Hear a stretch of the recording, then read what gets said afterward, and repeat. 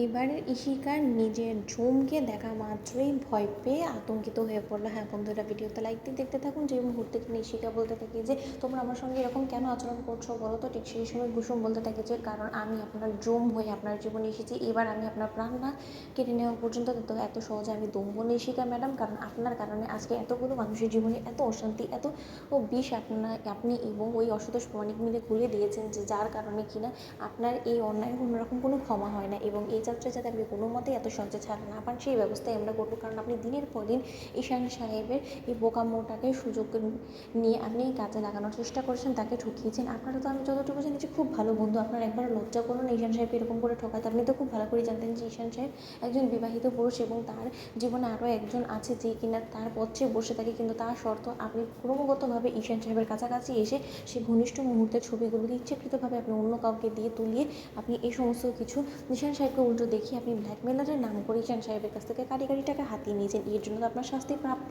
এবং সেই সমস্ত তথ্য প্রমাণ কিন্তু আমাদের হাতে আছে। ঠিক সেই সময় ঈশিকা বলতে থাকে যে কুসুম, তুমি আমার কথা বিশ্বাস করো, আমি এরকম কোনো কিছুই করিনি, এবং তুমি যে কিছু বলছো সেটা সম্পূর্ণভাবে মিথ্যে হতে পারে, কারণ আমি যতটুকু জানি যে আমি এরকম কোনো কাজই করিনি। ঠিক সেই সময় কুসুম যখন বলতে থাকে সেই সমস্ত প্রমাণ কিন্তু আমার কাছে আছে, তো আপনি এই সমস্ত কিছু করতে আমাকে একদম বাধ্য করবেন না, যে যার কারণে কিনা পরবর্তীতে আপনি নিজের উপরে নিজেই ভরসা হারিয়ে ফেলেন। কারণ আমি কিন্তু অনেকটা হিংস্র হতে পারি, আমাকে কিন্তু গাঙ্গুলি পরিবারের সদস্য ভেবে নিয়ে এতটা আমাকে বোকা ভাববেন না। গাঙ্গুলি পরিবারের সদস্যরা একবার কেউ অন্যায় করলে তাকে ক্ষমা করে দিতে পারে খুব সহজে, কিন্তু আমি কুসুম সরকার কোনো মতেই তাকে এত সহজে ক্ষমা করি না, বরঞ্চ তাকে জীবনে জম হয়ে তার জীবন এসে তার প্রাণটাকে আমি কেড়ে নিই। এবং যখন কিনা এটার প্রশ্ন গাঙ্গুলি পরিবারে, তখন তারও আমি ছাড় দিই না।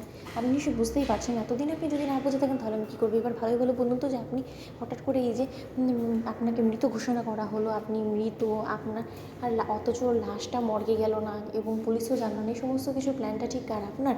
তাহলে আমি এক্ষুনি আপনাকে পুলিশের কাছে হাতে নাতে ধরিয়ে দিই, এবং এই সমস্ত ব্ল্যাকমেলিংয়ের থেকে শুরু করে সমস্ত তথ্য প্রমাণ সমস্ত কিছু ঈশান সাহেবের ফোনে যে আছে না, সেই সমস্ত রেকর্ডিং পুলিশের হাতে তুলে দিয়ে বাদবাকি শাস্তিটা না হয় আপনার পুলিশে বুঝে নেবে। ঠিক সেই সময় ঈশিকা যখন কিনা ঘাবড়ে গিয়ে বলতে থাকে যে আমি তোমার কাছে হাত জোর করে অনুরোধ করছি, আমি সমস্ত স্বীকারোক্তিমূলক জবানবন্দি দিতে রাজি আছি, এবং তুমি আমার কথা বিশ্বাস করবে কিনা আমি জানি না, কিন্তু আমার এই মৃত্যুর থেকে শুরু করে এই ব্ল্যাকমেলার সমস্ত নাটকটা অসতোষ প্রমাণিকের করা, এবং অসতোষ প্রমাণিকের পেছনে আরও একজনের হাত আছে, সেটা হলোকে তোমাদেরই খুব কাছের শত্রু, সেইগুলোকে দেবলীনা প্রতিনিয়ত এই অসতোষ প্রমাণিককে দিয়ে সমস্ত কাজ হাতিয়ে নিত, এবং তার বদলে আমাকে তারা অনেকগুলো টাকার প্রলোভন দেখিয়েছিল, এবং সেই টাকার লোভে পড়ে আমি সমস্ত কাজ করেছি। নয়তোবা তুমি বিশ্বাস করো, ঈশানকে ঠকানোটা আমার মূলত অন্যরকম কোনো উদ্দেশ্য ছিল না। আমি তো ঈশানের খুব ভালো বন্ধু ছিলাম, এবং সবসময় আমি থাকতে চাই। ঠিক সেই সময় ইন্দ্রাণী গাঙ্গুলি ঠাটিয়ে ঈশিকাকে চড় মারে এবং বলতে থাকে যে আমার ছেলের এই ভালো মানুষের এই প্রতিদান তুমি দিলে, লজ্জা করে না? তো বন্ধুরা, লাইক শেয়ার করো, সাবস্ক্রাইব করতে ভুলো না।